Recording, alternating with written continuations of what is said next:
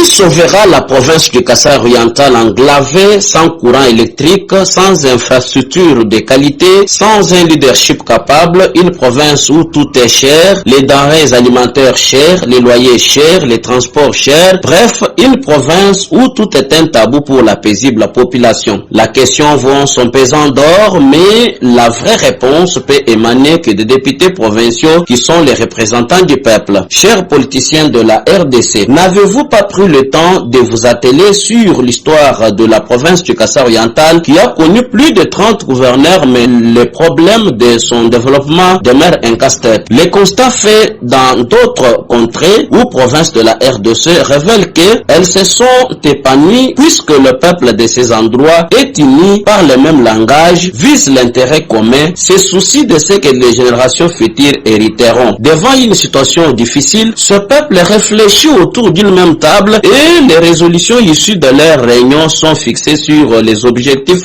pouvant sauver l'image de leurs entités. Dans d'autres contrées, quand il s'agit de gouverner une province, on se sert de la qualité du parcours politique et surtout de la méritocratie et non du fanatisme. Pourquoi cela ne peut pas servir de modèle pour la province du Kasaï oriental? Il est déplorable que pour un seul poste de gouverneur du Kasaï oriental, on a d'abord dans le parti présidentiel 16 candidats en dépit d'autres candidats qui proviennent d'ailleurs. La province du Kasaï oriental, tout le monde veut la diriger. Allons-y à la réflexion. Est-ce pour les soucis de la développer? Est-ce par compétence que chacun veut être à la tête? Est-ce par le souci de s'enrichir en plaçant les peuples dans la bouche au lieu de le mettre au centre de toutes choses? C'est autour de ces petites questions que nous devons réfléchir. Comment quelqu'un qui n'a jamais fait un exploit dans sa vie politique peut avoir l'audace d'avouer qu'il peut relever le défi au Kasaï oriental? C'est vraiment impossible. Le temps est prêt. Soyons un peuple qui réfléchit. Soyons des dirigeants politiques qui réfléchissent. Soyons des grands élèves